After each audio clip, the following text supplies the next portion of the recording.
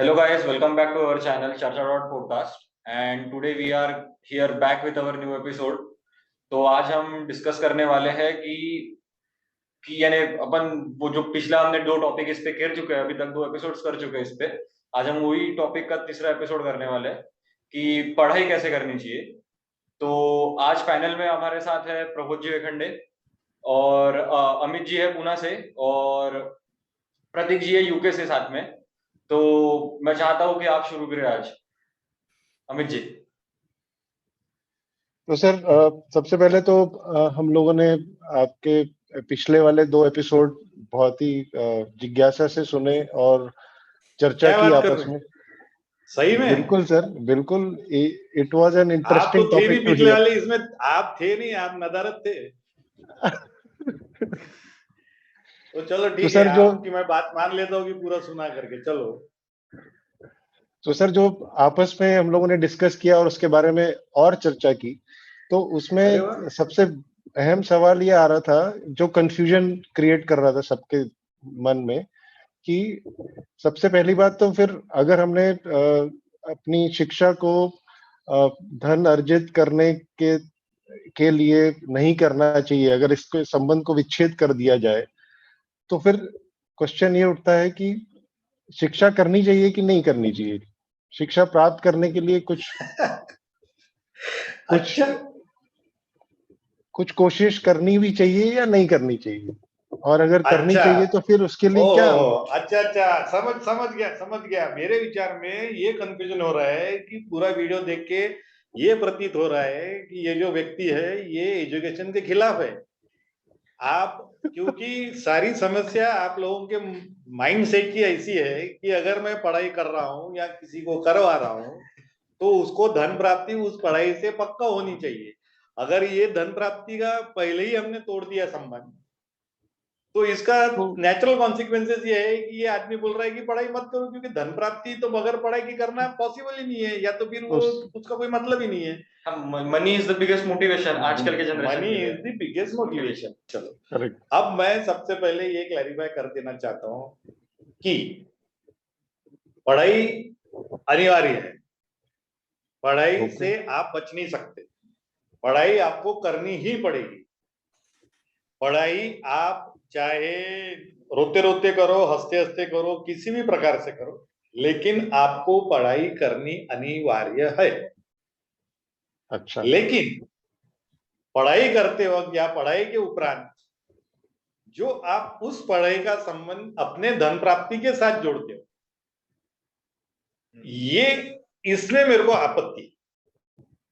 देखो, किसी ने ये भी पूछा है कि किसी को अगर किसी का इलाज करना है या जज बनना है या प्लेन चलाना है तो तुमको पढ़ाई तो लगेगी ना, नॉलेज तो लगेगा उसका। इसमें कोई अंतर नहीं, इसमें कोई डाउट ही नहीं है। If you want to treat someone you have to have medical knowledge, there is no doubt about it. आपको मेडिकल नॉलेज प्राप्त करने से ही किसी को ट्रीट करने की परमिशन मिलेगी, और वो जायज भी है, सही भी है। आपको पढ़ाई करने के बाद ही उस प्रकार का जॉब करने की सुविधा मिलेगी, लेकिन मैं उसके खिलाफ, मेरा उस पर आक्षेप ही नहीं है। लेकिन आपने मेडिकल की डिग्री हासिल कर ली और आप अभी लोगों को ट्रीट कर रहे हो, यहां पे संबंध खत्म हो जाना चाहिए। उसके साथ जो धन का संबंध प्रस्थापित हो जाता है कि अब मेरे को पैसे कमाना है, मैंने इतनी पढ़ाई करी, मैंने 32 साल तक पढ़ाई करी, डीएम बनाना है, मेरे को अब कम से कम सालाना 3 करोड़ रुपए कमाना है। ये जो टारगेट है, ये जो प्रेशर है और ये जो संबंध तुम्हारे डीएम पोजीशन के साथ तुमने खुद ही या समाज ने खुद ही तुम्हारे ऊपर डाल के रखा है, उसके वजह से सारी समस्या या सारी चीजें वो उस संबंध के खिलाफ में। आपकी पढ़ाई और आपका जॉब ये तो जायज है एकदम, आप जिस प्रकार की पढ़ाई करोगे उसी प्रकार की जॉब में जाओगे, लेकिन आप एक स्टेप ऊपर जा रहे हो कि आपने उसको जॉब, आप जॉब क्यों पाना चाह रहे हो? आपको जॉब भी इसलिए करना है क्योंकि पैसा मिले। प्रमोशन भी क्यों लेना चाह रहे हो? क्योंकि प्रमोशन से आपको और पैसा मिले। हर जगह आपको देश क्यों छोड़ना चाह रहे हो? क्योंकि आपको पैसा मिले। देश कैसा छोड़ा जा सकता है? अगर आपके पास नॉलेज है। See, everything is ultimately getting down to amount of money you want to earn. Your education is simply has become a tool to earn as much as money as you want. This is where the problem lies. इसके दो पहलू है, दो प्रकार से आप इसको देख सकते हो. एक तो अपने आप में एजुकेशन, मेरा आप अगर मैं पूरी बात जो करना चाह रहा था, शायद मैं पिछले बार ठीक से नहीं बता पाया, हो सकता है आपकी बार भी मैं ठीक से बता नहीं पाऊं. पर अगर आपने एजुकेशन को इतने ऊपरी स्तर पर नहीं रखा होता जिस स्तर पे आज रखा गया है, या इतिहास में भी उसको हमेशा, you will always find educated people being separated from the rest of the society, irrespective of the society, anywhere in the world.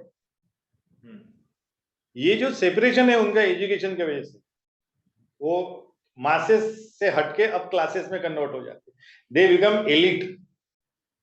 Education makes you elite in the society. आपको विशेष अधिकार प्राप्त हो जाते एजुकेशन के वजह से. आप एजुकेशन से साधारण व्यक्ति से विशेष व्यक्ति बन जाते. और ये जो एलिटनेस आपने एजुकेशन के साथ जो जोड़ा है, किसी भी कारणवश, वो 90% of the people are finding it as a burden. 10% are happy.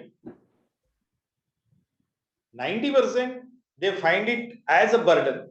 क्योंकि देखो, only successful people will reach to that elite group. Yes. In those education, are genuine. Okay, those are genuine ones will be in elite class.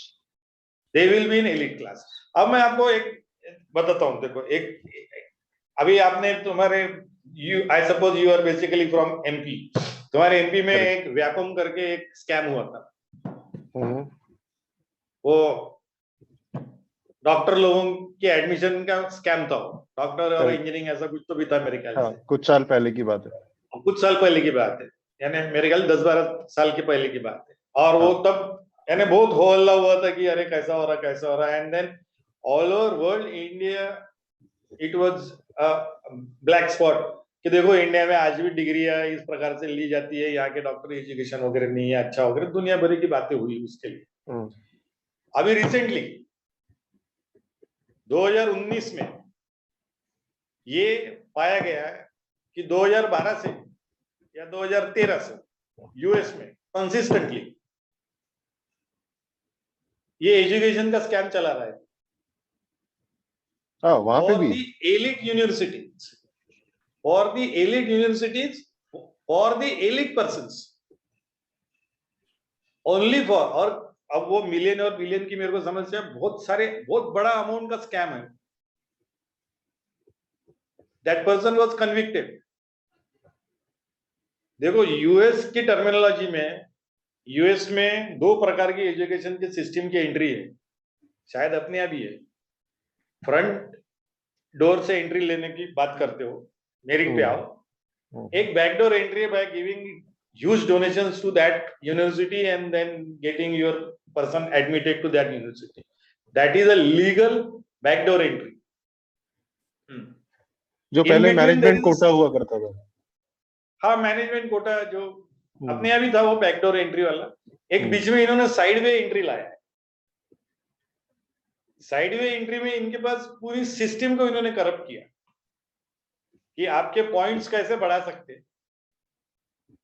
आप eligible नहीं हो, लेकिन eligible के criterias को बढ़ाने के लिए मैं स्पोर्ट्स का कुछ बता दूंगा, मैंने कुछ वॉलंटियरशिप कहीं किया उसका बता दूंगा. ऐसा कर करके आपके पॉइंट्स बढ़ा के साइड के एंट्री से उन्होंने उनको एंट्री दी.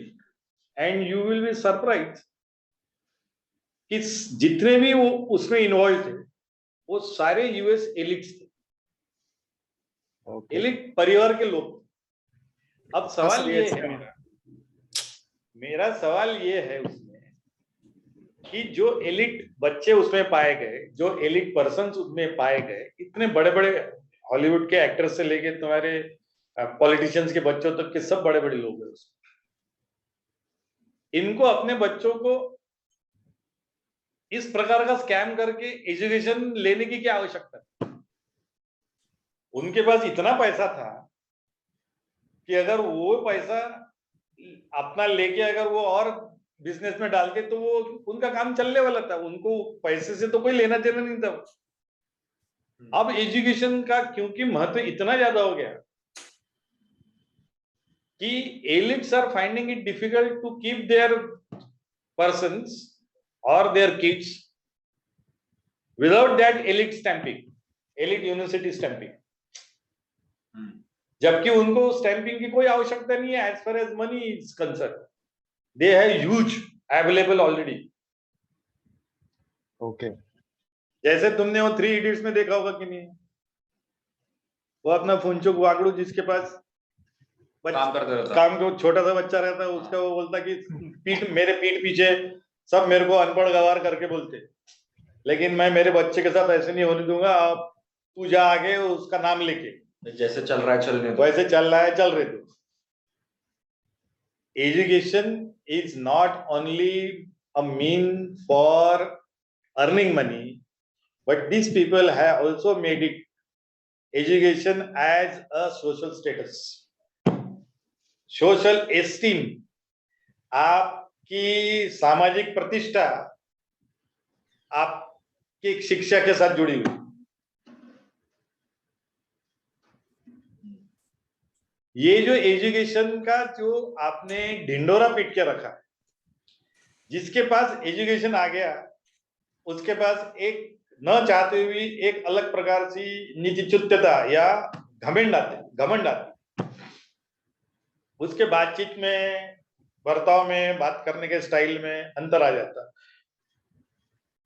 आप देखोगे, अगर आपने, मैं एजुकेशन के खिलाफ नहीं हूं, लेकिन एजुकेशन के साथ जो चीजें आती है, जो नेचुरली आती है, उसको टैकल करने का एजुकेशन किसी के पास नहीं। आपने अगर पुराने किसी भी डॉक्टर को देखा होगा, पुराने कोई भी, मैं पुराने आजकल के पता नहीं मेरे को, लेकिन से इन दी 90s and 80s and possibly 70s के जो डॉक्टर्स थे, वो लोग अपने आप को अन्य समाज के घटकों से या अन्य समाज के एलिमेंट से दूर रखते, उनका रहन सहन अलग रहता था। अगर तुम्हारी सिटी में सबसे पहली कार आनी है तो उन्हीं के पास आती थी। आज भी कुछ डॉक्टर अपने अस्पताल में, जो कि उनके घर के ऊपर ही रहता है, वो नीचे से ही अपने घर से ऊपर चढ़ के आते तो टाई लगा के आते। आज भी उनके पास जो एमआर करके जो लोग जाते, उनको टाई लगा के ही जाना पड़ता, कुछ डॉक्टरों के पास। आज भी उन्होंने अपना स्टेटस, क्योंकि they are doctors, they want to maintain their social status, they don't want to compromise on that. You will find it irrespective of the society, anywhere in the world, doctors will maintain their separate identity. They have earned respect only by this rather than their pathy itself. Pathy उनकी बहुत बाद में अच्छी हुई, यानी 90 के बाद, 90 तक तो वो कॉलरा से मरने वाले, टाइफाइड से मरने वाले लोग बहुत थे, और स्मॉल पॉक्स से भी लोग मर ही रहे थे। 90 तक उन्होंने इतना ज्यादा कंट्रोल हासिल नहीं किया था, लेकिन इन्होंने स्टेटस प्राप्त कर लिया। रजिस्टर मेडिकल प्रैक्टिशनर, आरएमपी करके एक पोस्ट हुआ करती थी, वो भी अपने आप को डॉक्टर बोलता था, और वो भी उतना ही अलूफ रहता था बाकी समाज से जितना कि ओरिजिनल डॉक्टर रहता था। तो मेरा कहने का तात्पर्य ये है कि एजुकेशन अपने साथ साथ घमंड लेके आता है। ये जो मॉडर्न एजुकेशन जो है, मॉडर्न एजुकेशन आपको लोगों के पास नहीं लेके जाता। मॉडर्न एजुकेशन जैसे ही आप एजुकेट, आप मान लीजिए आप बहुत डाउन टू डाउन सोसाइटी से हो, आप ऐसे जगह से हो जहां कोई पढ़ा लिखा नहीं, आप अपने गांव के सबसे पहले वकील बनते हो, ये बात निश्चित है कि आप फिर धीरे धीरे गांव से टूटना चालू हो जाए, धीरे धीरे धीरे धीरे आप शहर की तरफ बढ़ते जाए, और गांव वालों के तरफ देखने का आपका नजरिया बदल जाता है। See, because you have achieved that status because of your education, you feel you deserve what you have obtained. Education का जी सर, तो एक क्वेश्चन इसमें यह आता है कि मासेस टू एलिट्स का आपने जो एग्जांपल दिया, मासेस टू क्लासेस का, कि जो कि यूनिवर्सिटीज अराउंड द वर्ल्ड आज प्रमोट कर रहे हैं, और ये बात सही है। लेकिन सर प्रॉब्लम यह आता है कि आपके सामने जब एजुकेशन क्राइटेरिया जब आता है तो आप मेरिट के बेसिस पे सिलेक्ट करोगे या अपने क्लास के बेसिस पे सिलेक्ट करोगे कि आप भैया कहाँ से आए हो, या तो आपको नहीं, ये तो बिल्कुल तय है। देखो, ये हर देश की अलग अलग पॉलिसी है। यूएस बोलता मेरिट फर्स्ट। यूएस का कहना है कि आप दुनिया के किसी भी कॉर्नर में हो, अगर आपके पास मेरिट है तो यू आर वेलकम। हम हमारी सोसाइटी मेरिट के बदौलत बनाए, लेकिन बाकी देशों का कहना ऐसा नहीं है। उन्होंने अपने परिस्थिति के अनुरूप मेरिट को प्रायोरिटाइज किया हुआ है कि किसका मेरिट किस तरीके से देखा जाए। If you are from a very down to earth society, then your merit will still be considered as those who are elite in the society. So there are this kind of adjustment. तो merit तो रहना ही रहना है, लेकिन मेरा आक्षेप आप समझ लो दोबारा से, अगर आप एजुकेटेड होते जा रहे हो, अगर आपको एजुकेशन से घमंड आते जा रहा है,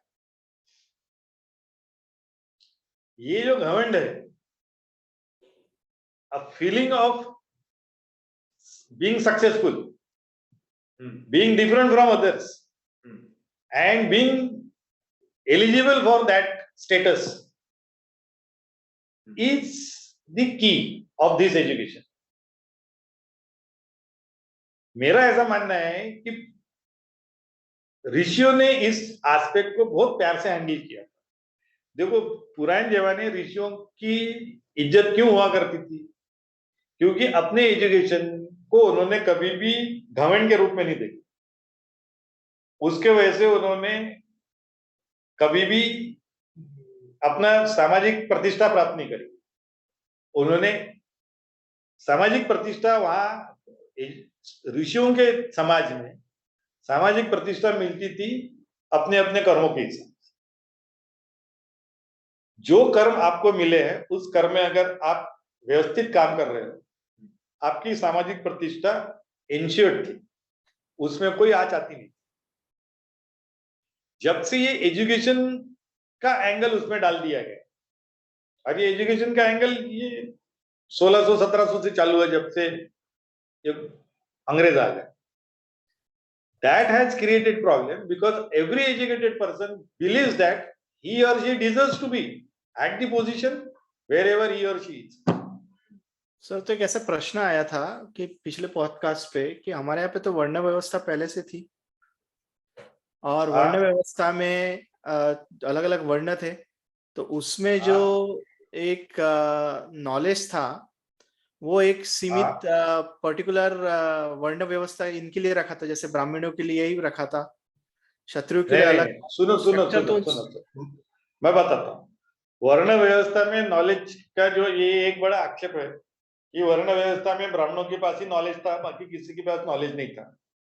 ये सरासर गलत है। जिसने अगर ठीक से ओपन माइंड से और सारे अपने इंद्रिय खुले रख के अगर किसी ने हिस्ट्री की तरफ देखा, तो उसको ये पता चलेगा कि सारा नॉलेज जो था वो सबके लिए ओपन था। ब्राह्मणों के पास बहुत सीमित नॉलेज था। ब्राह्मणों के पास सिर्फ एक ही नॉलेज था, वो है ना वेद अध्ययन, जिसका समाज के लिए कोई उपयोग नहीं था। देखो, ब्राह्मणों का जो नॉलेज है ना, वो अनप्रोडक्टिव नॉलेज है। आप समझो मेरी बात।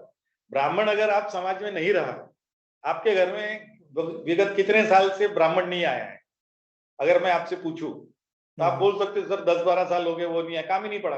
लेकिन आपका जीवन मस्त चल रहा है। लेकिन अगर मैं आपसे पूछूं कि आपके यहाँ इलेक्ट्रिशियन या प्लम्बर या टीवी मैकेनिक या मिस्त्री या कारपेंटर या डॉक्टर, तो आपको हर 6 महीने में, 3 महीने में, 4 महीने में, 1 साल में उसको कॉल करना ही करना पड़ता, बगैर उसके आपका जीवन चल ही नहीं सकता। लेकिन ब्राह्मण ये अनप्रोडक्टिव एलिमेंट था सोसाइटी का, उसके पास जो नॉलेज था उसका सोसाइटी को डायरेक्टली कोई उपयोग नहीं था। वो ना रहने से कोई सोसाइटी में मतलब चाल चलन में कोई अंतर नहीं पड़ता। और आज भी जैसे जितने भी आप यूके में बैठे हो, आपके यहाँ अगर ब्राह्मण नहीं आ रहा है, कोई पूजा पाठ ब्राह्मण आके नहीं कर रहा है, या आप कुछ यज्ञ हवन या उस प्रकार की पूजा नहीं कर रहे हो, आपके जीवन शैली में क्या फर्क पड़ रहा है? कुछ नहीं पड़ रहा है, चल रहा है आपका काम। ऐसा नहीं होता कि अरे यार नल को पानी नहीं आ रहा है और मेरा पूरा काम रुक जाएगा, प्लम्बर को बुलाना नहीं पड़ेगा, दैट इज एन इमरजेंसी, क्योंकि वो मैं नहीं कर सकता। लेकिन ऐसा कभी भी नहीं होगा कि आज का मैंने हवन नहीं किया है, ब्राह्मण नहीं आया तो मैं ऑफिस नहीं जा सकता। आपके जीवन में ब्राह्मण का काम अनप्रोडक्टिव है। ब्राह्मणों ने अपने पास हमेशा वही नॉलेज को रखा है जिसका प्रोडक्टिवनेस बहुत मिनिमम है, क्योंकि ये अनप्रोडक्टिव नॉलेज है जिसका समाज के साथ कोई डायरेक्ट संबंध नहीं है और जिसके कारण समाज के चाल चलन पे कोई विशेष अंतर नहीं पड़ता रोजमर्रा की जिंदगी में। इसलिए ये इन्हीं के पास सीमित था। अगर ये सबके पास चले जाएगा तो पूरा समाज अनप्रोडक्टिव हो जाएगा, तो समाज की व्यवस्था चरमरा जाएगी। इसलिए इनके पास जो वेद अध्ययन का जो नॉलेज था उन्होंने अपने पास रखा और वो माइनॉरिटी में। अब रहा सवाल तुम्हारा कि पुराने जमाने ऋषियों ने जो बाकी वर्ण में, अब आप बताइए, ये हर जगह पे लैंडलॉर्ड्स वेर क्षत्रिय, चाहे केरला ले लो या जम्मू कश्मीर ले लो, लैंडलॉर्ड लैंड का ओनरशिप क्षत्रिय, क्षत्र है ना, यानी क्षेत्र है, भूमि है, उसकी लॉर्डशिप हमेशा क्षत्रियों के पास ही रही। लेकिन इनको कुछ भी करना नहीं आता था।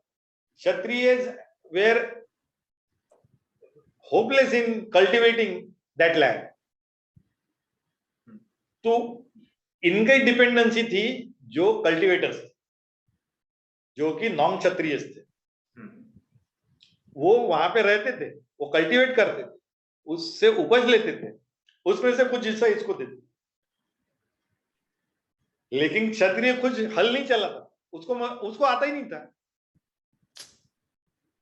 लैंडलॉर्ड पक्का वो था, लेकिन नॉलेज, जहां तक नॉलेज की बात है, खेती कैसे करना है और खेती के लिए जो उस जमाने की नेचर को रीड करने की जो पूरी सिस्टम थी, इसका नॉलेज इनके पास नहीं था। ये वो जो शेतकरी था या किसान था उसी को मालूम था, और वो किसान परिवार करता था, उसके बदले में इसको कुछ अनाज मिलता। और दुनिया भर की जो आज भी देख लो आप, घर घर में आयुर्वेद है, पीलिया की जो समस्या है, स्किन डिसीजेस की जो समस्या है, और वात रोग यानी तुम्हारे अर्थराइटिस की जो समस्या है, इस पे आपको नॉन ब्राह्मण्स, नॉन क्षत्रिय, नॉन सवर्ण लोग, यानी जिसको कि आप शूद्र समझते हो, इनके पास अल्टीमेट लेवल का नॉलेज है। आज भी, आज भी मैं पुराने जमाने की बात नहीं कर रहा, आज भी, आज गांव में चले जाओ आपको, अच्छा देखो उनका टेस्टेड नहीं है, आप बोलोगे कि अरे दैट इज ऑल फेक, वो यानी वो सही है कि गलत है ये मेरे को नहीं पता, मैं उस पर टिप्पणी नहीं करना चाह रहा। लेकिन आपका जो सवाल था कि एक ही वर्ण के पास नॉलेज जमा करके रखा था, उसके जवाब में मैं बोल रहा हूं कि वैद्य ये यूजुअली नॉन ब्राह्मण हुआ करते थे, नॉन क्षत्रिय हुआ करते थे, आज भी है।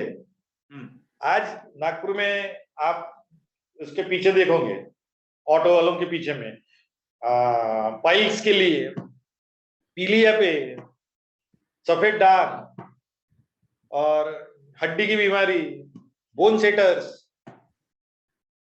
ये आपको क्या लगती है, ये क्या ब्राह्मण लोगों के पास है, क्षत्रिय लोगों के पास है? They are all Shudras. Possibly, I do not know, but definitely I know they are not from this class, which you claim to be. इनके पास बरसों से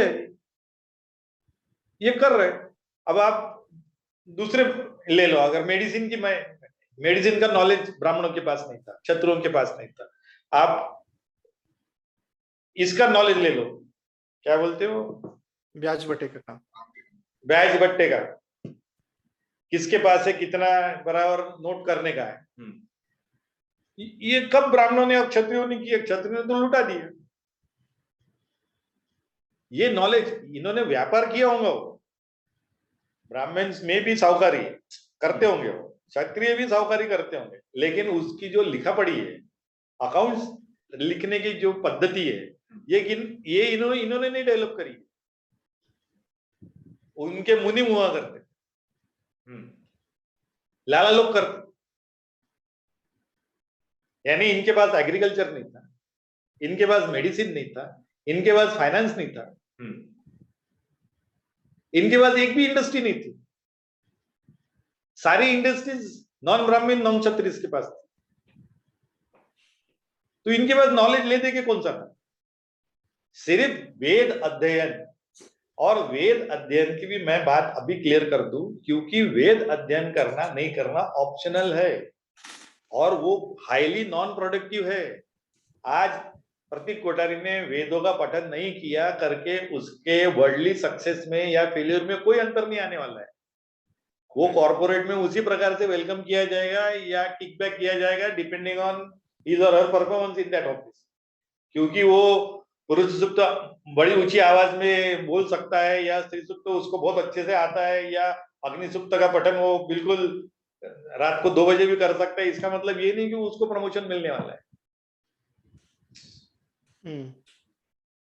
आप समझो मेरी बात।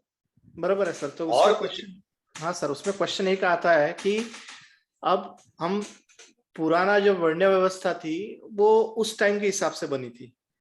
अब जब हम मॉडर्न इसमें आते, 21वीं सदी में आते हैं, तो वो वर्ण व्यवस्था पूरी चेंज हो गई है भैया। आज गलत है, गलत है।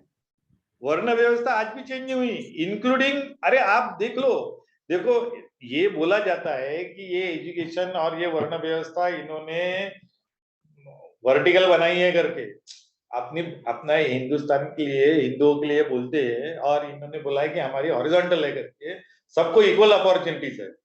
और इनमें तो अपॉर्चुनिटीज ही नहीं है, क्योंकि ये सिर्फ ऊपर वालों को ही देते वगैरह करके, ये गलत है। एलिट मासेस टू क्लासेस आपने जैसे बताया, एग्जैक्टली मैं वही बताने की कोशिश कर रहा हूँ कि आज भी दुनिया में इसी प्रकार की वर्ण व्यवस्था है जो रुचियों ने बना के रखी है, इंक्लूडिंग कम्युनिस्टों की जो व्यवस्था है।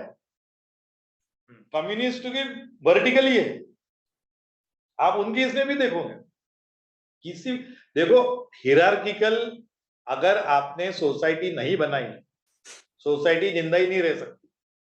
सर हम यूएस का एग्जांपल लेते हैं, यूएस या वेस्टर्न इकोनॉमीज का, रादर देन एक कंट्री का है कि वेस्टर्न इकोनॉमीज का एग्जांपल लेते हैं। उसमें सर चलो बताओ, उसमें सर वर्ण व्यवस्था का सिस्टम अपॉर्चुनिटी टू इक्वल रहता है। अब आपको पढ़ाई के लिए जाना है, अरे ये गलत धारणा है, गलत धारणा है, समझो मेरी बात को। अच्छा। मैं बताऊं आपको, ये लेटेस्ट अभी यूएस का रिपोर्ट आया है कि अगर आप यूएस देखो, यूएस और इंडिया, यूएस और चाहे इराक, यूएस और दूसरा कोई नेशन ले लो इंडिया के साथ, ब्राजील। अब मान लीजिए दोनों कंट्री में गरीब आदमी है, जैसे अभी मंदार बैठा है, अपने बाप के साथ बैठ के चर्चा कर रहा है, बाप की एक पोजीशन है उसकी। वैसे ही अगर पिता पुत्र की एक जोड़ी कहीं अगर यूएस में भी बैठी है, तो इसके पास ज्यादा चांसेस है बाप से बड़ा होने की। बाप ने अगर एक लेवल पे पोजीशन अपनी लाई है, a poor in India has greater chance to cross the border of poverty and reach to the middle class और elite class, but a poor in US has a very little chance to even reach to middle class. ये मैं नहीं बोल रहा हूं, ये उनकी statistics है। बराबर सर, लेकिन इसके लिए एम्पावरमेंट थ्रू एजुकेशन ही हो रहा है ना सर, इधर वेस्टर्न इकोनॉमीज में। नहीं, एजुकेशन सबसे अच्छा कहां पर है? एजुकेशन का स्तोम या एजुकेशन का ढिंडोरा सबसे ज्यादा कहां पीटा जाता है? यूएस में। इन्होंने बोला था कि by education we are going to make inequality eradicated. बराबर है। एजुकेशन को इन्होंने वही मॉडल अपन यहाँ भी आया कि education will make everybody equal, and people blame that because India is caste, यहाँ पर है कास्टिस्ट सोसाइटी है, इस वजह से एजुकेशन के बाद भी यहाँ इनइक्वालिटी आज भी है, इक्वालिटी आ नहीं सकती। लेकिन ये गलत है, जहां कास्ट नहीं है उस यूएस में भी इतना एजुकेशन होने के बाद भी इनइक्वालिटी आज भी मौजूद है, ज्यादा बढ़ गई है, रिपोर्ट है। तो एजुकेशन आपको इक्वालिटी देगा, ये सरासर गलत है सर और लेकिन गलत है ये प्रूफ। लेकिन सर अब इधर मैं देखता हूँ कि अब जैसे इधर की एलिट यूनिवर्सिटीज है, जो कि जैसे यूएस की इधर में भी एलिट यूनिवर्सिटीज है, इसमें फोकस अब इन्होंने पॉलिसी बना के रखी है कि अंडर इक्वालिटी लाने के लिए अंडर प्रिविलेज सोसाइटी या तो लोग जो पढ़ते हैं बच्चे, उनको वो लोग एडमिशन दे, भले मेरिट पे नहीं लेकिन उनके बैकग्राउंड पे। तो ये लोग एक समानता एक लेके इक्वालिटी की बात तो कर ही रहे हैं ना सर। अरे मैं देखो, जहां रिजर्वेशन आ गया, हाँ, रिजर्वेशन थ्रू फाइनेंशियल मीन्स और reservation because of your cultural means या और इकोनॉमिक मीन्स, वो या कास्ट बेस, जहां रिजर्वेशन अगर आ गया तो आप मेरिट को कॉम्प्रोमाइज कर। हाँ, लेकिन उसमें हो क्या रहा है कि आप एजुकेट करने की कोशिश कर रहे हो। उसके पीछे की धारणा ये है कि एजुकेट होगा, सबके बराबरी में आएगा, इनइक्वालिटी हटेगी और सबके बराबरी में उसको पैसा कमाने का मौका मिलेगा। लेकिन जिस सोसाइटी से वो आता है उस सोसाइटी से वो अलग हो जाता है, सोसाइटी दूसरे के साथ वो इक्वल होने की कोशिश करता है, और जैसे ही पैसे कमाने लगता है, ये जिस सोसाइटी से जो आया था उससे वो टूट जाता है। क्योंकि एजुकेशन के साथ जो घमंड लगा हुआ है, आप कोई फर्क नहीं पड़ता, आप यूएस में बैठे हो, यूके में हो कि इंडिया में, आप अगर एजुकेटेड हो गए तो मॉडर्न एजुकेशन की बात करो, this modern education will always infuse a sense of accomplishment कि मैंने कुछ प्राप्त किया। इसलिए तो आपका पदवीदान समारोह होता ना, कॉन्वोकेशन, आपको बाइज्जत बुलाया जाता है, आपके मेरिट के विद्यार्थियों के फोटो आते हैं। तो इसके वजह से इसका फाइनेंशियलाइजेशन हो रहा है, इसका कमर्शियलाइजेशन हो रहा है, क्योंकि दैट इज द किक। मैं ये चाहता हूं कि मेरा बच्चा, मैं ये चाहता हूं कि मेरी प्रतिष्ठा बने। मेरी प्रतिष्ठा कब कैसे बनेगी? अरे ऐसे अभी ऐसा कई एक्टर्स है जो एमबीबीएस डॉक्टर थे, एक दिन भी उन्होंने एमबीबीएस की प्रैक्टिस नहीं करी, हमेशा एक्टर करके ही रहे, लेकिन अपने नाम के सामने डीआर लगाते थे। भले एक्टिंग कर रहे हो पर डॉक्टर लिखते हैं, क्योंकि उससे सामाजिक प्रतिष्ठा मिलती। ऐसे कई लोग हैं जो अपने जो ज्ञान कर रहे उसका, अभी देखो एक्टिंग कर रहे हैं आप, एक दिन भी आपने प्रैक्टिस नहीं करी, आपने बाइज्जत सरेंडर कर देना चाहिए था सर्टिफिकेट, या कर दिया अगर है तो आपने डीआर लगाना बंद कर देना चाहिए। लेकिन आप वो डीआर पक्का लगा, क्योंकि उसके वजह से आप सामाजिक प्रतिष्ठा तुरंत मिल जाती। अरे डॉक्टर आदमी, अरे लेकिन वो डॉक्टर पिछले एक दिन भी गया नहीं कभी, 25 साल से वो सिर्फ एक्टिंग कर रहा है, उसको आज नहीं, ये भी नहीं पकड़ सकता, बीपी भी नहीं ले सकता, नर्स ज्यादा अच्छी है उससे, लेकिन ये लगाएगा डीआर। तो इसका मतलब कि एजुकेशन का जो होल पर्पस है, आज का मॉडर्न एजुकेशन का जो होल पर्पस है, that is to gain a social status primarily. हाँ, अरे आपने बना दिया है। आप ये समझ रहे हो कि अगर मैं अनपढ़ गवार हूं, देखो यहाँ तो पिक्चरें निकली, अनपढ़ नाम का एक बहुत फेमस पिक्चर आया था, वो कोई तो भी गोविंदा अपने अलग अलग, कभी एडवोकेट बन गए, कभी डॉक्टर बन गए, फोटो भी लगाया उसने, दूल्हे दूल्हे राजा का। दूल्हे राजा या राजा बाबू ऐसा कुछ तो भी हाँ। इसमें, वो इट गिव्स देम प्लेजर। आपने एजुकेशन को इस लेवल पे लाके खड़ा किया है कि आप देखो 10% educated people will be knowing what are they doing, 90% will simply be following the trend. अब वो 3 इडियट्स की बात की तो उसमें वो बोलता भी है कि ले नौकरी डिग्री नहीं होगी तो नौकरी नहीं होगी, नौकरी नहीं होगी तो छोकरी नहीं होगी, छोकरी नहीं होगी तो कुछ भी नहीं होगा, कुछ भी नहीं होगा। और फिर वो बोलता है कि ये अलग था, ये बस पढ़ने आया था, उसको जहां पढ़ना मिले वो वहां जाके बैठ के पढ़ता था। ये उनने वो दोनों चीजें उसमें बताई है। मैं बताने की कोशिश यही कर रहा हूं कि आप इसलिए ऋषियों की तरफ देखो, आप उन्होंने एजुकेशन को कभी भी घमंड के साथ नहीं जोड़ने दिया। सर तो एक उसमें क्वेश्चन आता है, मैं आपने यही पॉइंट पे टच किया कि चलिए हमने modern perils of education system देखी क्या रहे, लेकिन जो पुरानी एक वर्ण्य व्यवस्था थी और जिसमें पढ़ाने का सिस्टम था, उसमें अगर एक बनिया का होगा या तो बिजनेसमैन का बेटे को अगर नहीं करना होगा एंड उसको अगर क्षत्रिय बनना होगा या तो उसको वेदा का ज्ञान प्राप्त करना होगा, तो वो पॉसिबल ही नहीं था। नहीं, गलत बात है। एक्सेप्ट मैं क्या बोल रहा हूं, उसको अगर लड़ाई लड़नी है तो तुमको क्या लगता है, ये गुप्त नाम की जो वंशज हुए राज के, उन्होंने गुप्त डायनेस्टी हुई कि नहीं? गुप्त डायनेस्टी थी। हाँ। हुई ना। हाँ। ये तो वैश्य समाज के लोग, आज भी Guptas are considered to be Vaishyas. Okay, Chandragupta Maurya primarily. नहीं, चंद्रगुप्त नहीं, ये अपने एमपी के जो विक्रमादित्य और उस जमाने के जो गुप्त डायनेस्टी थी। ओके। और ऐसा हुआ नहीं है कि नॉन मल्हारराव होळकर डायनेस्टी थी तुम्हारी। ओके। दे वर नॉट क्षत्रिय, वो तो इसके समाज के थे, चारवा, यानी वो जो बकरी चलाते हैं उस सोसाइटी के थे। तो ऐसा बोल सकते हैं सर कि पुराने इसमें एंशिएंट टाइम्स में it was more difficult to break that barrier compare to modern education, जो कि आज एक आपको ऑप्शन दे रहा है, इक्वालिटी की बात कर रहा है, लाके खड़ी करने की। एग्रीड, बिल्कुल 100%। क्योंकि उन्होंने ये देखो, मॉडर्न समाज ने सबको देके, सबको अधिकार, सबको शिक्षा, सबको सब प्रकार की शिक्षा का अधिकार देके एक तरीके से अच्छा किया कि सबको शिक्षा के लिए इक्वल अपॉर्चुनिटी थी।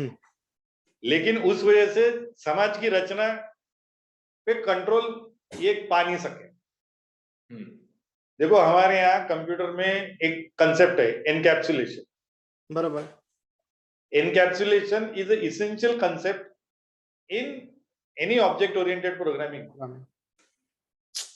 and the basis of that उतना ही रिवील करो जितना आवश्यक है।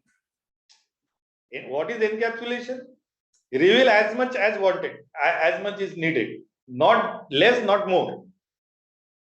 What is to be revealed, how it is to be revealed, that we will see with the help of interfaces. हमने जो एक्चुअल है, जैसे गाड़ी का engine is not to be revealed, तो गाड़ी का इंजन एनकैप्सुलेटेड रहता, लेकिन उसको हैंडल करने का मैकेनिज्म, स्टीयरिंग बोलो, गियर बोलो, ये सारे हमारे पास है। So that interface is always available with us, but the actual engine is always encapsulated. So whatever is not to be exposed should always be given through some interfaces, not directly.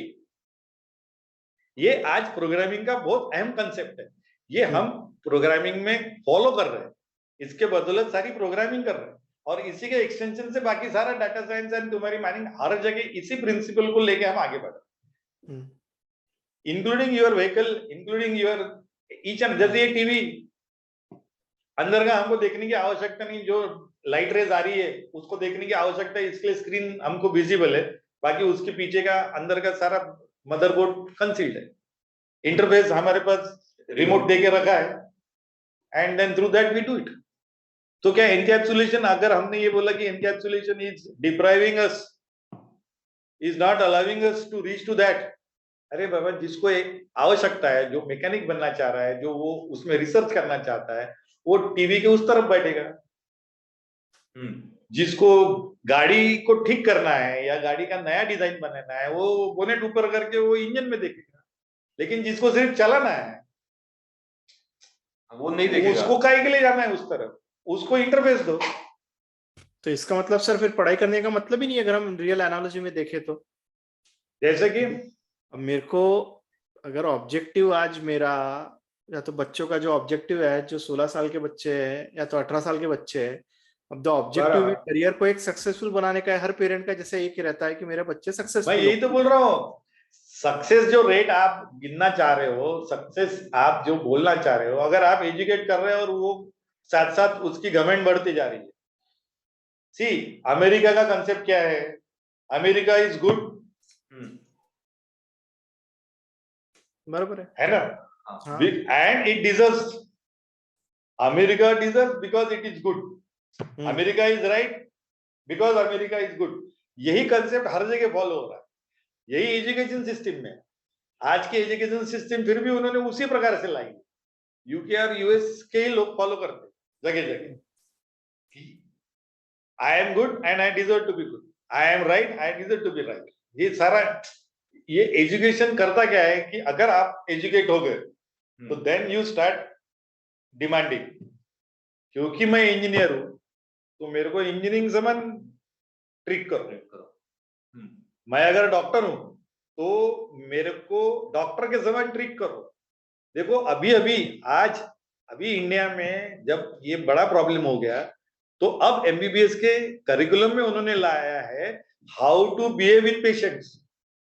ये curriculum में लाने की सोच रहे हो सकता है ला लिया हो अभी तक, क्योंकि there are so many fights across the nation.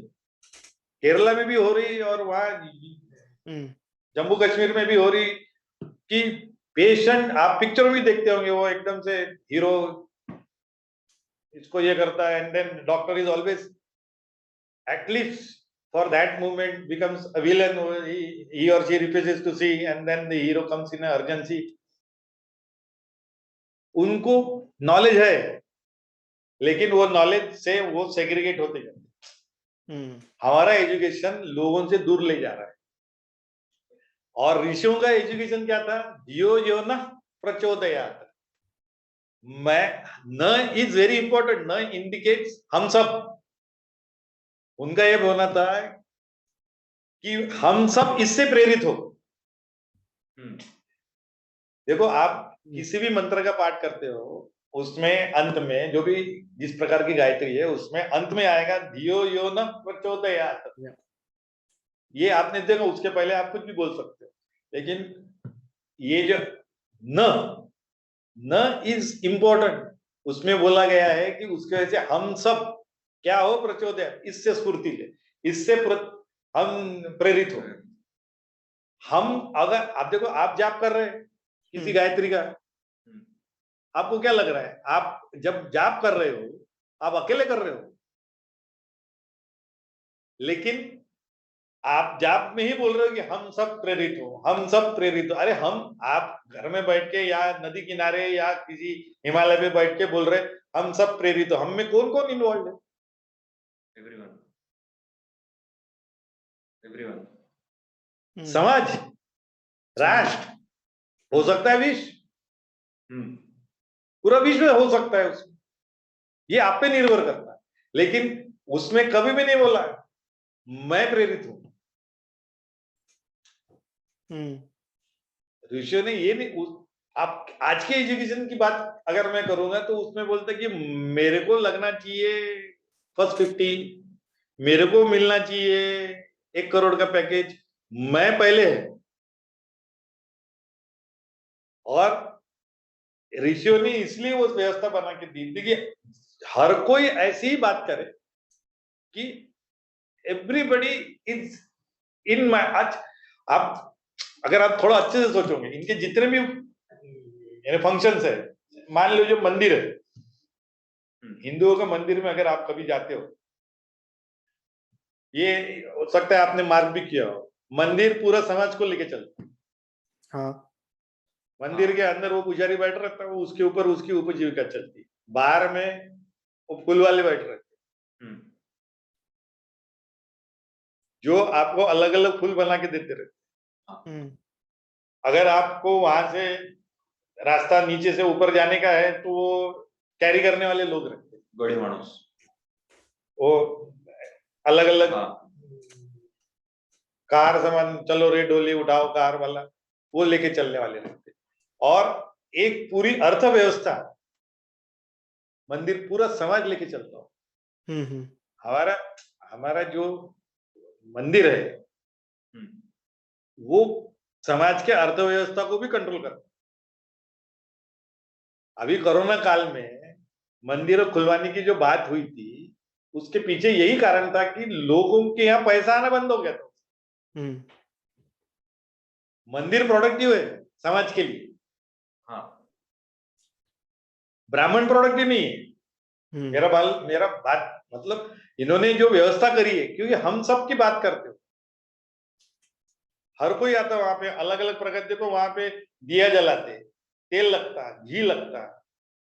आज तो चलो ठीक है, आप बाजार से लाके घी लेके आते या तेल लेके आते। 800 साल पहले घी कहां से आता होगा? 800 साल पहले तेल कौन बनाता होगा? तेल ही बनाता था। उसके बाद सिस्टम थी, वो गोल के बैल उसको चलाता था, वो गोल गोल गोल गोल घुमा घुमा के, और वो तेल निकालता था। वहां पे डेकोरेशन होता है, उसके लिए कारपेंटर लगते, लोहार लगते। वो जो मूर्ति है, स्कल्पचर लगता है उसके लिए मूर्तिकार अलग से लगता। हर प्रकार के लोग उसमें इन्वॉल्व थे। एक अकेला व्यक्ति, एक अकेला समाज या अकेली कास्ट उसमें इन्वॉल्व नहीं। ऐसा उदाहरण किसी भी जगह नहीं है, ऐसा मैंने सुना। आज तक मैंने किसी और धार्मिक स्थलों पे इस प्रकार की अर्थव्यवस्था नहीं देखी। ना मस्जिदों के बाहर देखी, ना चर्चों के बाहर देखी, ना और किसी जगह देखी। जितनी अर्थव्यवस्था मंदिरों के पास है। और वो क्यों है? क्योंकि धियो यो न प्रचोदयात्, हम सब करें, हमारी प्रार्थना में ही हम सब इन्वॉल्व हैं। तो हमारा एजुकेशन भी, अगर मैं कुछ पढ़ रहा हूं तो वो सबके लिए अच्छा होना चाहिए। मेरे लिए तो होना ही चाहिए, लेकिन मैं बहुत बाद में आता, पहले बाकी सब आते। और बराबर है होता सर। है कि पढ़ने के बाद छोड़ देते हैं। यानी बेसिकली आपने जैसा बोला कि गांव का अगर कोई वकील बना तो फिर वो गांव को छोड़ दे जाता है। वो ये जो है, यहाँ का एजुकेशन लोगों से दूर ले जाता। पहले का एजुकेशन लोगों को जोड़ता था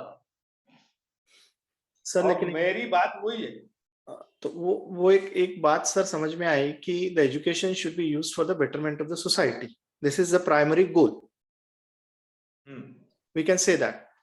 लेकिन जब हम उसका एक रियल इम्प्लीमेंटेशन करने जाते हैं आज के टाइम में, तो वहां पे गैप्स दिखाई देते हैं सर कि practically it is not possible for the families individuals to practise this, क्योंकि सिस्टम्स ये में तो ठीक है। देखो आज नहीं है, आज से 20 साल बाद अगर परिस्थिति बदल गई तो। कोरोना काल तुमने और मैंने अज्यूम किया था कि ऐसा भी दिन आएगा कि हम खिड़की के बाहर भी देख नहीं पाएंगे। डर लगता था लोगों को गैलरी में खड़े होने के लिए भी, ऐसी भी कुछ जगह थी। लोग सोचो, आज नहीं है, लेकिन हो सकता है लोगों को ये रियलाइज हो, और उनको आज नहीं तो कल आना ही पड़ेगा। एजुकेशन को आपने सबके लिए खुला कर दिया, लेकिन हर कोई इंडिविजुअली वहां जा रहा है, कलेक्टिवली कोई भी नहीं जा रहा। बराबर है। तो सर फिर आज के टाइम में अगर हम सोचते हैं कि चलिए एजुकेशन का जो मेन पर्पस है बेटरमेंट ऑफ द सोसाइटी है, तो जब हम स्ट्रीम सिलेक्शन करते हैं उस टाइम पे हमने बच्चों को आर्ट्स, कॉमर्स और साइंस के बारे में नॉलेज दिया। वो कैसे देंगे नॉलेज, क्या देंगे सर, उसके लिए अलग पॉडकास्ट कर सकते हैं। लेकिन हमने उनको नॉलेज दिया और वो बोलते हैं कि मुझे पसंद आया, चलिए भैया मेरे को साइंस पसंद आया करना है और कंप्यूटर साइंस इंजीनियर बनना है। 1 साल हो गया, फिर बच्चा बोलता है मुझे कंप्यूटर साइंस पसंद नहीं आ रहा, अब मुझे कॉमर्स का करने का है।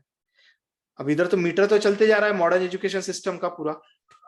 हाँ, तो ऐसे सिचुएशन में कैसे हैंडल करे सिचुएशंस? यही तो मैं बोल रहा हूँ। इसी वजह से देखो आज के एजुकेशन से जो समस्या है, और जो एजुकेटर्स है सॉरी, वो मोटिवेटर ज्यादा है।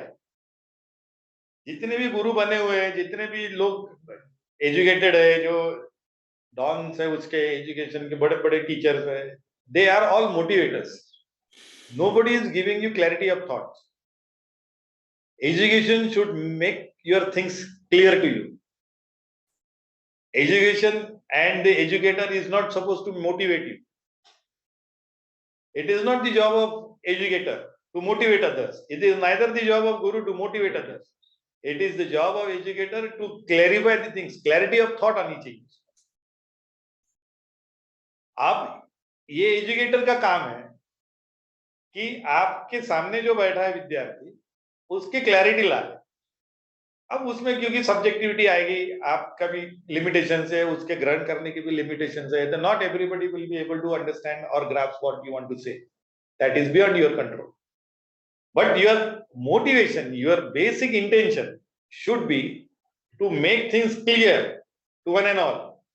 इसलिए अच्छे टीचर्स या लेक्चरर्स या प्रोफेसर्स आर सो सटल कि ये गलत है. हाँ, क्योंकि तू गलत ही है, तू खुद को ठीक कर, ये ऐसे से नहीं चलने वाला. That is how it should be.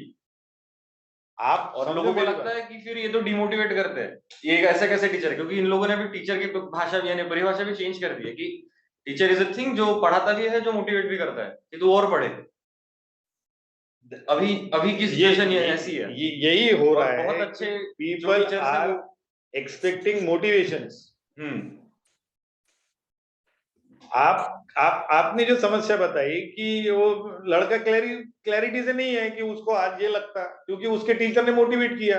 मेरे पास कई बच्चे आते हैं कि मेरे को फिजिक्स बहुत अच्छा लगता है, मेरे को केमिस्ट्री बहुत अच्छा लगता है, तो समझ लेना उसका फिजिक्स का या केमिस्ट्री का टीचर बहुत अच्छा था पढ़ाने. उसको केमिस्ट्री और फिजिक्स में क्या समझाया और उसके वजह से वो कितना क्लैरिटी है उसके थॉट्स में, इसके बारे में कोई लेना देना नहीं, क्योंकि वो टीचर अच्छा था, वो बात अच्छी करता था या करती थी. उस वजह से उसको वो एक संबंध जुड़ गया उसके साथ. यार आज मैडम पढ़ाएगी या पढ़ाएगा, वो मजा आ जाएगा, वो ये क्लास करते. उसके ये क्लैरिटी ऑफ थॉट हुई क्या? नहीं हुई. हमारा काम सब्जेक्ट के प्रति प्रेम करना नहीं है या कराना नहीं है. कोई भी टीचर का काम क्लैरिटी ऑफ थॉट लाने का काम. आपके बच्चे को अगर ये क्लैरिटी आप दे नहीं सकते तो ये आपकी समस्या है. You need to address it. And then मेरा उसके ऊपर दूसरा यानी एक पहलू भी है. तो ये जो मीटर चलने वाली बात है, इसलिए तो मैं धन को दूर रखो बोलता ना, क्योंकि आपके पास इतनी लिबर्टी होनी चाहिए. बच्चों के पास आप लिबर्टी क्यों नहीं दे रहे इतनी कि नहीं अच्छा लगा छोड़ दे दूसरा कर. सर मीटर चलता है ना, क्योंकि आज इधर में बोल रहा हूं. तो दैट इज वेयर ये प्रेशर आपके यानी education has become a pressure. तो लेकिन सर आप मॉडर्न सिस्टम में आज हम रह रहे हैं, हम टोटली सिस्टम से तो अलूफ नहीं रह सकते, हमको सिस्टम में रह के काम करने का है. बिल्कुल करने का है. तो मेरी सिस्टम में रह के काम करने का है. तो जैसे बच्चों को तो क्लैरिटी हमने दी है कि भैया एजुकेशन और करियर को. अच्छा मेरे को एक बात बताओ, अब आप मेरे को एक बात बताओ, आपका लड़का अगर बहुत होशियार है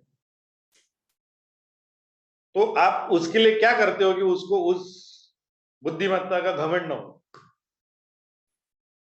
उस बारे में तो बात ही नहीं करने का सर. होशियार का मतलब मेरा डेफिनेशन अभी तक क्लियर नहीं है सर. होशियार का मतलब क्या बताओगे? बुद्धिमत्ता है, उसमें बुद्धिमत्ता है. क्लास में हमेशा पहला दूसरा तीसरा, पहला दूसरा तीसरा, अधिकतर पहला ही, एक आध बार दूसरा, कभी कभी तीसरा. बेसिकली मेमोरी रिटेंशन अच्छा है जो भी है, लेकिन उसको सर्टिफिकेशन है कि ये बुद्धिमान है, वो टॉपर है, क्योंकि वो टॉपर है, या वो उस कॉलेज में है या उस स्कूल में है जो कि समाज में सबसे बड़ी मानी जाती है या जाता है, वहां है हमारा बच्चा. तो नेचुरली वो बैक ऑफ माइंड में उसके ये पक्का सेंटिमेंट नर्चर करेगा कि उसको वो ऐसा लगेगा कि नाउ आई एम स्पेशल. क्योंकि मैं तो आईआईटी बैंगलोर से, मैं तो आईआईटी मद्रास से, मैं तो कोई भी बड़े एलिट कॉलेज से हो. तो उसका घमंड दूर करने के लिए आप क्या करते? आप कुछ भी नहीं करते. मैं कितने पेरेंट्स को मिला हूं, जितने भी ये इंटेलेक्चुअल स्टूडेंट्स के पेरेंट्स रहते हैं ना, धीरे धीरे जैसा वो बढ़ते जाती वो स्टूडेंट की उम्र, वैसे वैसे उन पेरेंट्स का खौफ उसके प्रति बढ़ते जाता है। ये अभी आगे क्या करेगा करके या क्या कर लेगा। Parents are they become afraid of, बात नहीं कर सकते उसके, और उसके बाद उसको जॉब लग जाती है, और वो भी अच्छी जगह लगती है क्योंकि वो उसका सारा रिकॉर्ड ही अच्छा रहता है। इतना पैकेज उसको मिलता कि वो उसको रिटायरमेंट के बाद भी उसका पैसा इतना नहीं मिलता रहता बाप को, तो वो फिर उसका डिसीजन मेकिंग भी एक जगह भी वो चाहे कैसा भी वो अच्छा ही होगा वो बोलते वो उसको कौन समझाएंगे।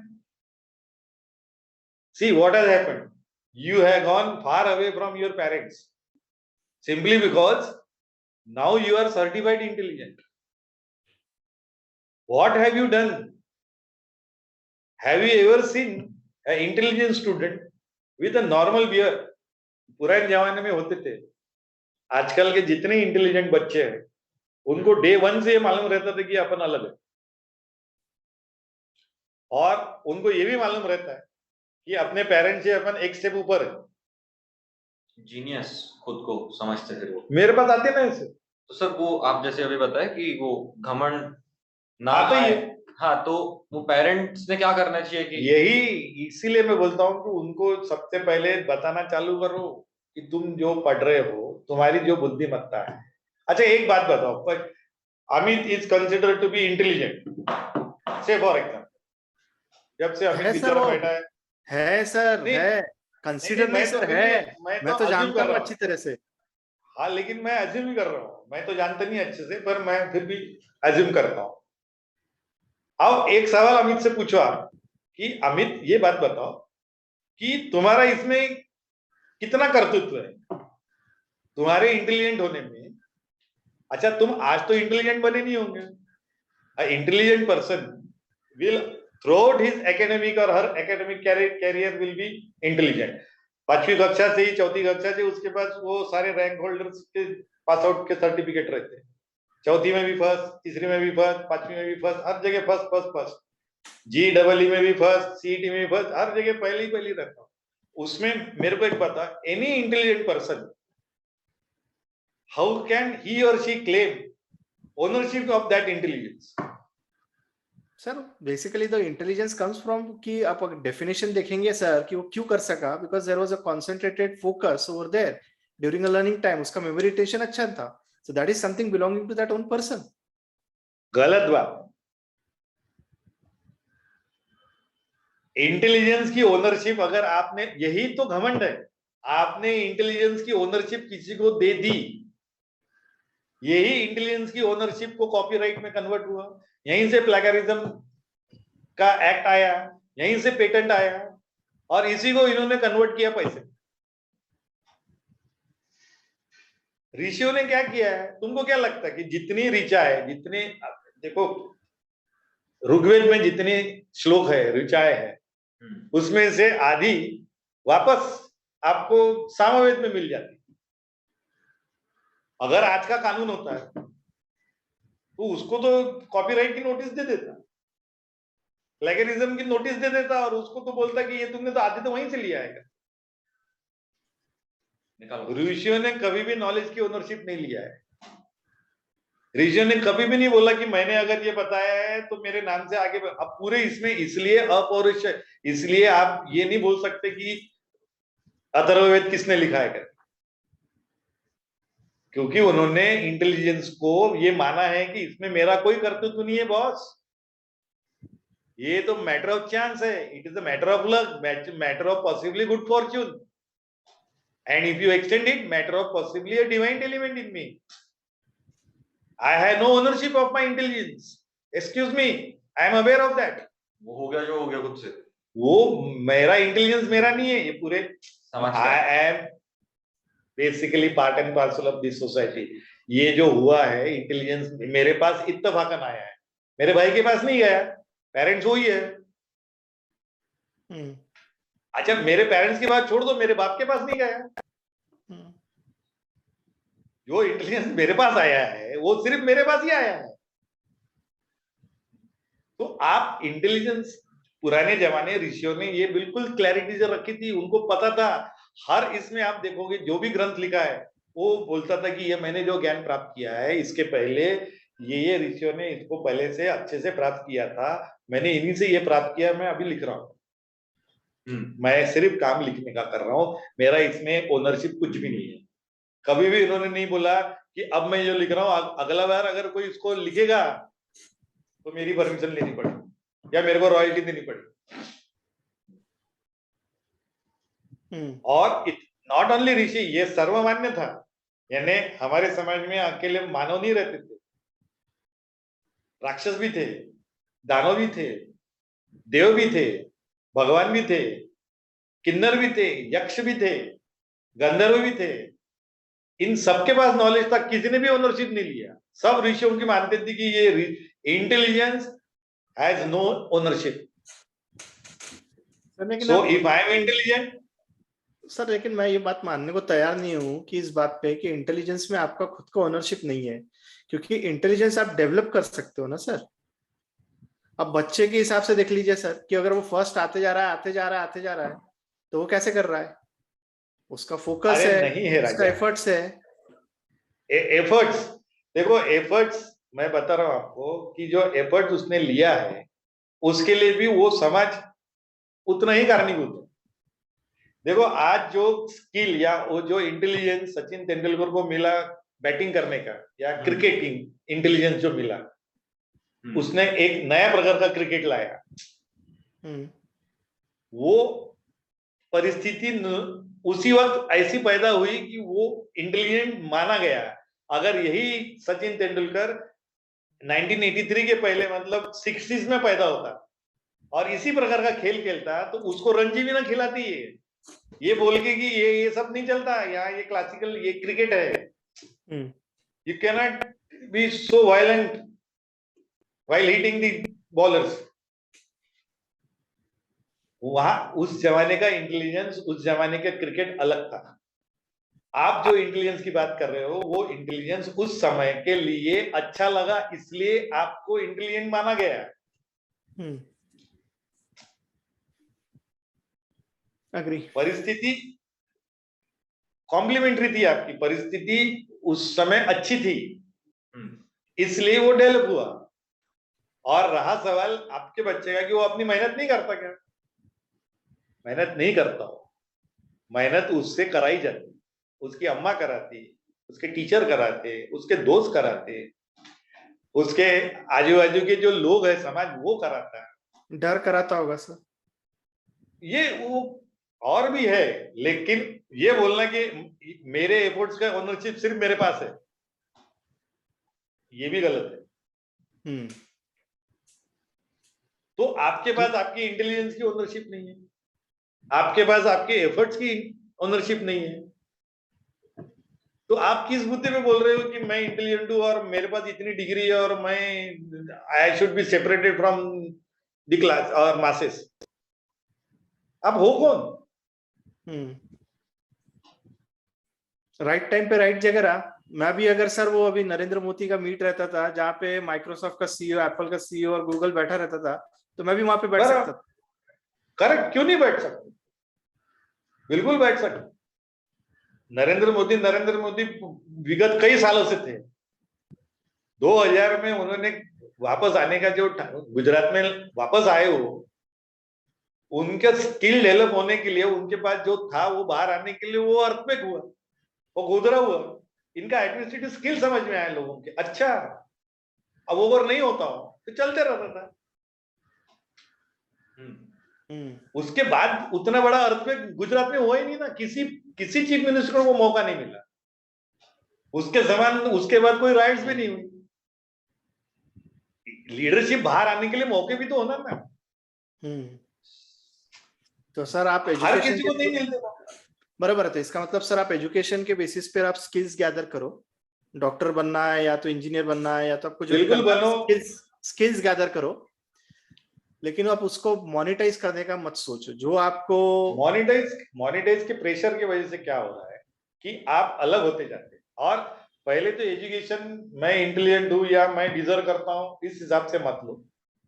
मेरे को इंटेलिजेंस मेरे को एजुकेशन से ये पता चलना चाहिए। मैंने अभी एक व्यक्ति से पूछा था, मेरे पास एक व्यक्ति आए थे, उन्होंने इंजीनियरिंग करी हुई है, मेरे हिसाब से इलेक्ट्रॉनिक्स एंड टेलीकम्युनिकेशन, और इन दिनों में वो किसी स्कूल में पढ़ा रहे।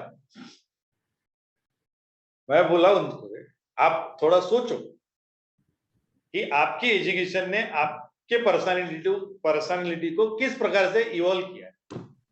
ये सवाल आप दोनों भी सोच सकते हो, आप भी सोच सकते हो, कोई भी सोच सकता है। आपने जो भी एजुकेशन पाया, कोई तो पाया होगा ना, बराबर है। उस एजुकेशन के वजह से, purely on that education point, आपका व्यक्तिमत्व, आपकी पर्सनालिटी किस प्रकार से इवॉल्व हुई। मैं आपके फायदे और घाटे की बात नहीं कर रहा हूं, उससे क्या फायदे हुए, उसके वजह से मेरे को जॉब लगी, अधिकतर लोग ये बोले, मेरे को उससे लेना देना। आपकी पर्सनालिटी किस प्रकार से इवॉल्व हुई। अगर आप इलेक्ट्रॉनिक्स एंड टेलीकम्युनिकेशन इंजीनियर हो तो आपके चारित्र में उसका क्या असर हुआ, आपके कैरेक्टर में उस वजह से क्या बदलाव आया, आपके पर्सनैलिटी में उस वजह से क्या बदलाव आया। एक रत्ती भर भी नहीं आया। अगर वो नहीं आया तो आपका एजुकेशन व्यर्थ गया। सर लेकिन मैं एक इस बात पे पूछता हूँ सर, आपने कैरेक्टर या पर्सनालिटी की बात किया, तो पर्सनालिटी और कैरेक्टर के आपके क्या एट्रीब्यूट्स रहेंगे उसमें, फिर मैं क्यों उसका नहीं रहेंगे, क्यों नहीं रहेंगे। अगर मैं जैसे अगर मैंने कंप्यूटर में एजुकेशन ली है, मेरे को पता है कि जैसा मैंने अभी बताया एनकैप्सुलेशन, ये मेरी प्रैक्टिस है। Inheritance, this is my practice. ये मेरे कुछ कीवर्ड्स है, मैं मेरे इस कीवर्ड्स के साथ रोज जिंदा रहता हूं, क्योंकि मैंने अपना एजुकेशन उसी में किया है। तो I apply this principle in every walk of my life. whenever I need to talk to this person, I know what is to be encapsulated and what is not to be encapsulated, क्योंकि मैंने जो पढ़ा वो मैंने apply किया। किसी ने electrical engineering पढ़ी है, आप पूछो उनको कि रेजिस्टेंस और वोल्टेज के वजह से आपने अपनी जिंदगी में, वो बोलेगा पाइथन पढ़ा मैं उसके बाद और कॉर्पोरेट में लग गया। तो आप पर्सनालिटी वाइज डेवलप ही नहीं हो रहे। आपके एजुकेशन से आपकी पर्सनालिटी, आपके जीवन व्यापन में कोई भी आप लोगों से इंटरेक्ट जो करते हो उसमें आप रत्ती भर भी नहीं बदले। बदलाव क्या आया कि अब अभी आप टैगिंग कर रहे हैं कॉलर ऊपर करके कि ये बताने की कोशिश कर रहे हैं कि now I am electrical engineer. Okay fine, हाँ घमंड आया पर पर्सनालिटी में चेंज या इवॉल्व नहीं आया। एजुकेशन, वॉट एवर एजुकेशन, आप बीए कर रहे हो, बीकॉम कर रहे हो, बीकॉम अगर करते हो तो आपके एजुकेशन की वजह से आपके पर्सनालिटी में क्या फर्क पड़ा।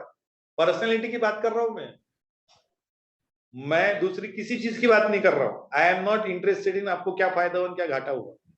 सर मैं पर्सनालिटी का डेफिनेशन सोच रहा था, आप बता रहे थे कि पर्सनालिटी आप किस बेसिस पे किसका मेजर करोगे, कि आप कोई भी बिहेवियर कैसा जीवन के है। किसी भी पहलू पे, चलो पर्सनालिटी का एक पहलू कि आप अच्छे बच्चे हो सकते हो अपने अम्मा के या अपने पिता के,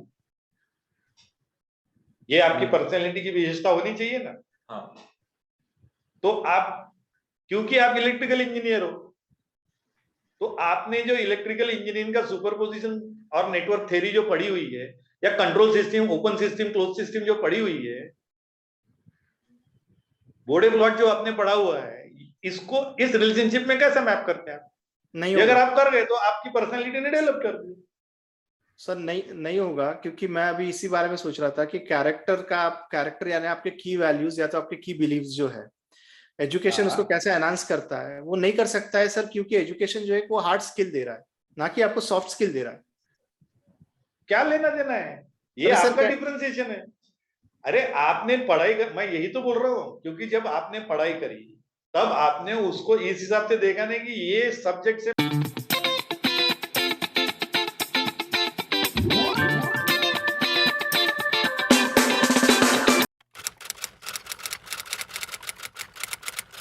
मजा आ गया आज ये। अरे यार सुपरपोजिशन थ्योरम पढ़ा, सही बात है यार, चलो चाय पीने चलते हैं, वहीं अप्लाई कर लेते।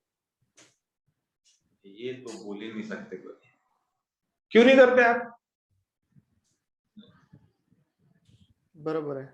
आपके पास कोई भी कॉमर्स का एजुकेशन लो या एडवोकेट बन गए आप, क्यों नहीं करते आप?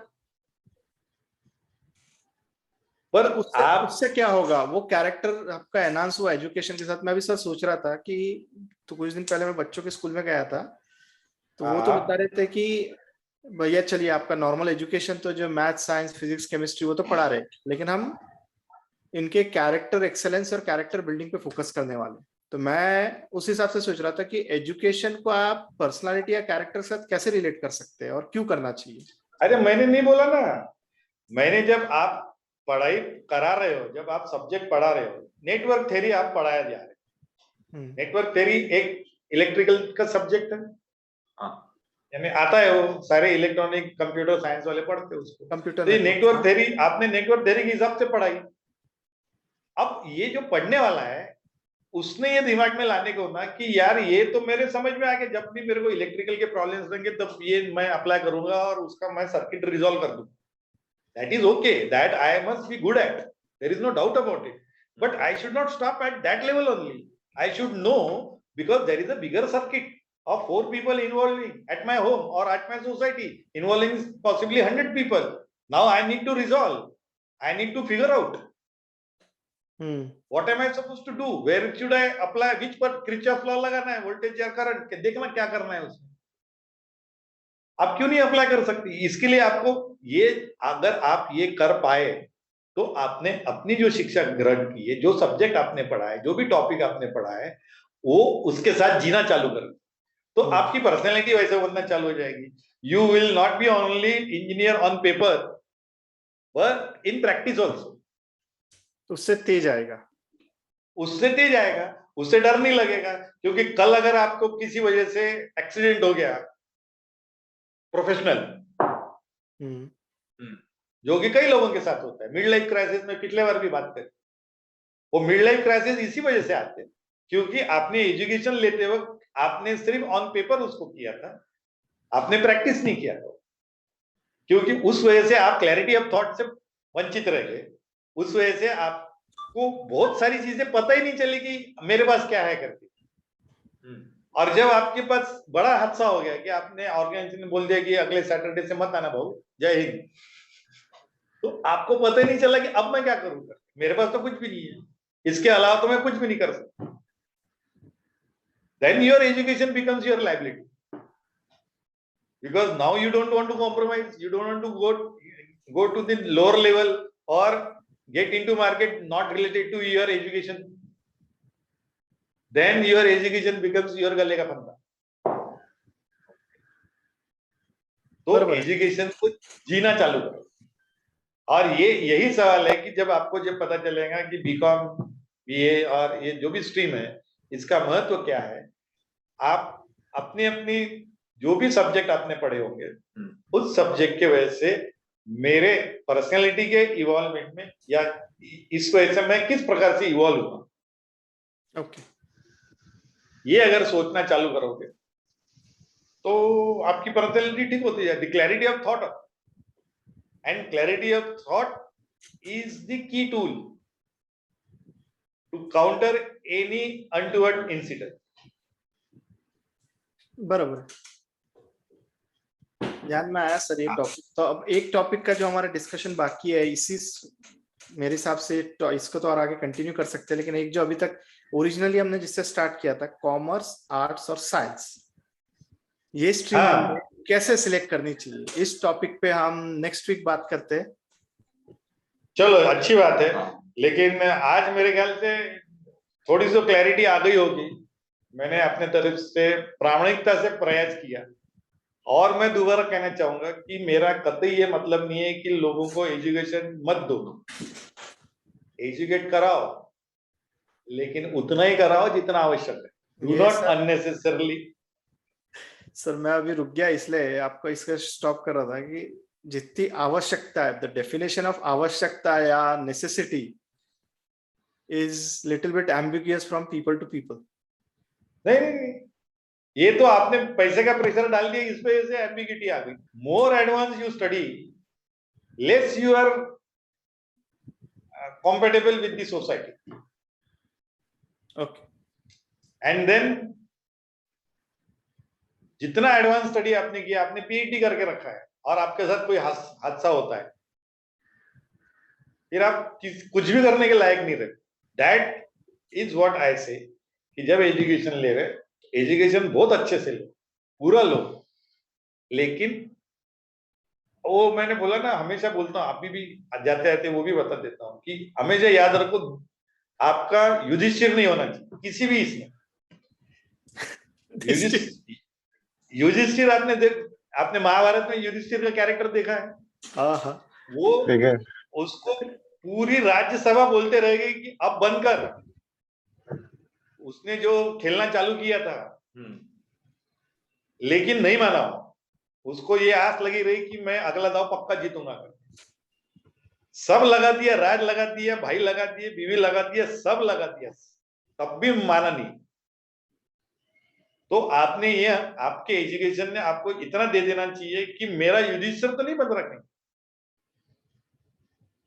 मेरे को ये मालूम रहना चाहिए कि कितना मेरे लिए सफिशिएंट है। इसके आगे मेरे को आवश्यकता नहीं है, इसके आगे मैं सिर्फ अपना या मेरे पेरेंट्स का या और किसी का ईगो सेटिस्फाई कर रहा हूं। तो युधिष्ठिर का कैरेक्टर हमेशा याद रखो, and you should apply it anywhere.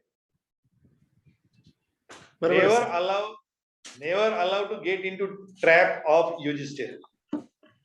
तो सर नेक्स्ट वीक में हम इसी टॉपिक पे आगे कंटिन्यू करते हैं, क्लैरिटी विद कॉमर्स आर्ट्स और स्ट्रीम्स, और युधिष्ठिर के बारे में और केस स्टडीज लेते हैं, ऐसे एग्जांपल्स और लेते हैं। हाँ पक्का, ऐसे तो मेरे पास बहुत है, और मैं चाहता हूँ कि इस प्रकार से और चर्चाएं आप करें, और जितना हो सके अपन फीडबैक देते रहेंगे लोगों की, देखो लेके ये है, इस प्रकार से हम बात करें। तो मंदर समझ में आया कुछ? हाँ समझ में आया कि कैसा रहना चाहिए। Okay then, thank you very much. आज यहाँ पे ये टॉपिक आज क्लोज करते हैं, ये पॉडकास्ट आज यहाँ पे अपन समाप्त करते हैं। Thank you Amit ji, thank you Pratik ji, thank you sir कि आप आज यहाँ आए।